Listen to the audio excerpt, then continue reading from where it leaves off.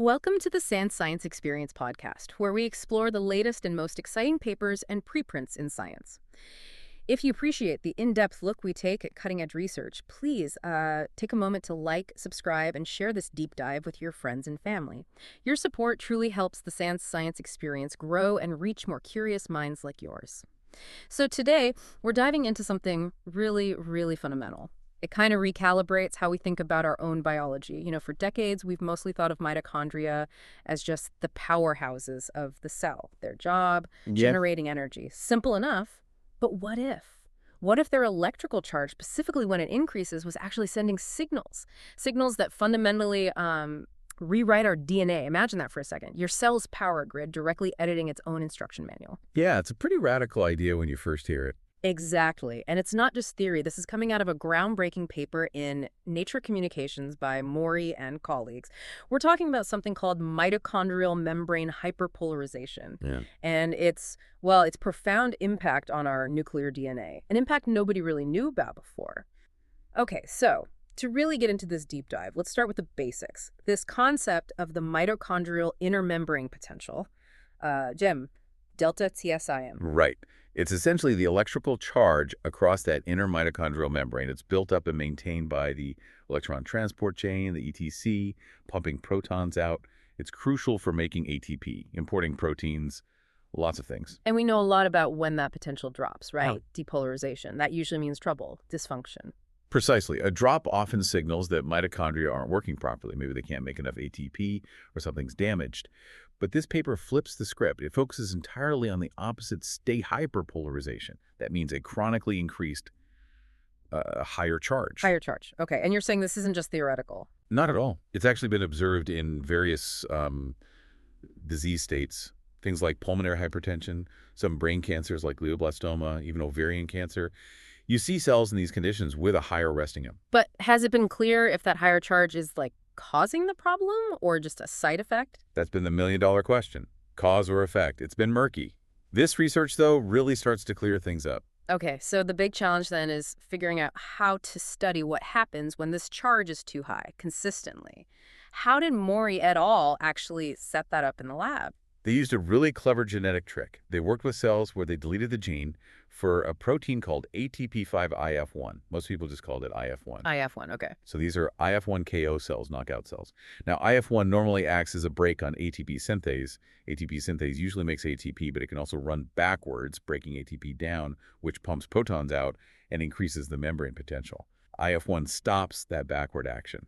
So without the break. Exactly. Without IF1, that reverse activity goes unchecked. The result: a consistently higher resting tech in these IF1-KO cells compared to normal ones. So they created a stable, chronic state of hyperpolarization. Neat. Perfect for studying the consequences. And what they found? Well, it was pretty striking. These IF1-KO cells showed widespread nuclear DNA hypermethylation all across the genome. Hypermethylation, so more methyl tags stuck onto the DNA itself. That's right, increased methylation. And not just randomly scattered, it was in specific important places. Promoters, the on switches for genes, gene bodies, UTRs, even the regions between genes. Wow, so it's targeted. It seems so. And this hypermethylation directly changed which genes were being transcribed or read, particularly genes involved in, you guessed it, mitochondrial processes, but also carbohydrate and lipid metabolism. Yeah. For example, a lot of the genes needed for mitochondrial function were actually hypermethylated and repressed, turned down. So the mitochondria's electrical state is talking directly to the nucleus and telling it to change the settings, specifically for managing energy in mitochondria themselves. That's wild. It really is. It suggests a direct feedback loop we hadn't appreciated. Okay, so my next thought is, if this rewiring happens, this DNA methylation, is it permanent, like an epigenetic scar? Or can the cell actually reverse it if the mitochondrial state changes back? Excellent question. And they tested exactly that. This is where it gets really convincing, I think. They showed that if you decrease the M in these already hyperpolarized IF1-KO cells, guess what happened? The methylation went away. Largely, yes. The nuclear DNA methylation patterns and the resulting gene expression changes mostly reverse back towards normal levels. How did they decrease it? They used a few independent methods, which makes the conclusion stronger. One way was pharmacological, using a mild uncoupler drug called DNP. It basically pokes small holes, allowing protons back in, lowering the charge. They also did it genetically. They put the IF1 gene back into the cells. Ah, restoring the break. Exactly.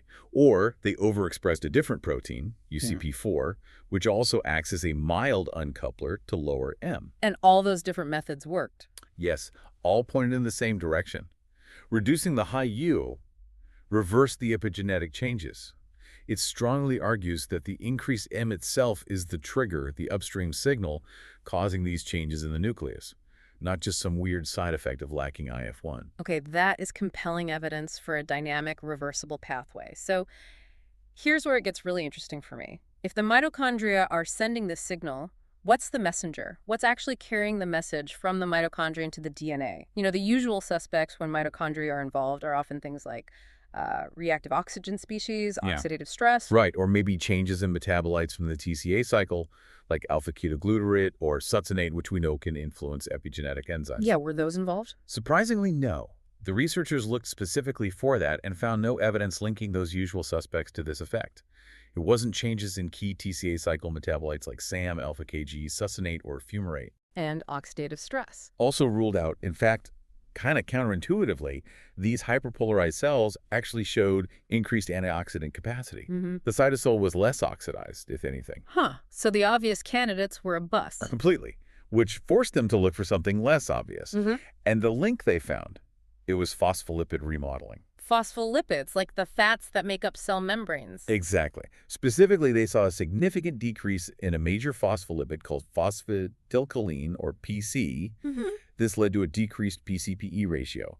PCE, phosphorylation, is another key membrane lipid, so the balance between these two shifted. Okay, but how does changing the membrane lipids connect to DNA methylation in the nucleus? That seems like a leap. It does at first glance, but they figured out the mechanism with a really elegant tracing experiment using methionine. Methionine provides methyl groups for lots of processes, including making PC from PE. The enzyme PEMP does this methylation step. They used labeled methionine to track where those methyl groups were going. And they found that in the hyperpolarized cells, fewer methyl groups were going towards making PC. Instead, Where did they go? they were being diverted and increasingly incorporated into the DNA itself as 5-methylcytosine. That's the DNA methylation mark. Whoa, so the cell is literally choosing between making membrane lipids and methylating its DNA based on the mitochondrial charge. That's what the data strongly suggests. The demand for methyl groups seems to be rerouted from phospholipid synthesis towards DNA methylation machinery when less is high. So it's not waste products, it's not oxidative damage.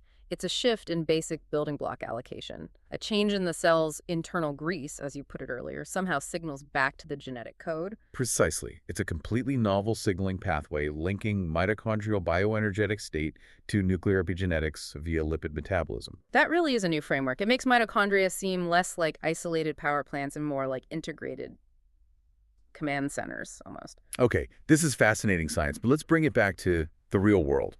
Does this just happen in these specific lab cells, or does it have broader implications for our health? Maybe environmental exposures? Oh, absolutely. Real-world relevance. This is maybe the most impactful part. They tested this directly. They took normal, wild-type cells and exposed them chronically to chemicals known to cause mitochondrial hyperpolarization. Common things. Like what? Like telmisartan. That's a common blood pressure medication. And annatto, which is a natural food coloring used in a lot of foods, especially in, say, South American cooking, but elsewhere too. Wait, so common things we might actually ingest? Yes. And when they exposed normal cells to these compounds long-term, they saw the entire chain reaction happen. AM went up, PC levels went down, CCPE ratio dropped. and nuclear DNA got hypermethylated. Exactly. The whole phenotype was recapitulated just by exposure to these everyday chemicals. It shows this isn't just some lab artifact. That's slightly concerning. And there's more. They also looked at a human ovarian cancer cell line, OVCAR3. These cells happen to be naturally low in that IF1 protein we discussed. Ah, so they'd naturally have a higher mitochondrial charge. Correct. And indeed, these cancer cells showed both the increased resting DUM and the decreased PCPE ratio. Importantly, this was happening without the typical signs of mitochondrial dysfunction. They weren't necessarily sick mitochondria in the classic sense. They were adapted. So this phospholipid remodeling, this epigenetic link, might be a core adaptive response in certain diseases, like cancer. It certainly looks that way. It suggests this pathway is a fundamental way cells respond to sustained changes in their bioenergetic state, whether triggered by genetics, disease, or even environmental factors.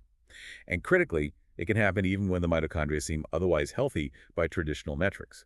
It adds a whole new layer to how we think about mitochondrial signaling and its impact on health. Wow. Okay. What an incredible journey into the cell. It really does blow your mind a bit, doesn't it? To think that this subtle electrical hum from our mitochondria could be sending such powerful messages, actually rewriting parts of our genetic instructions. This deep dive definitely reveals a hidden conversation inside us, shaping us in ways we're only just beginning to understand.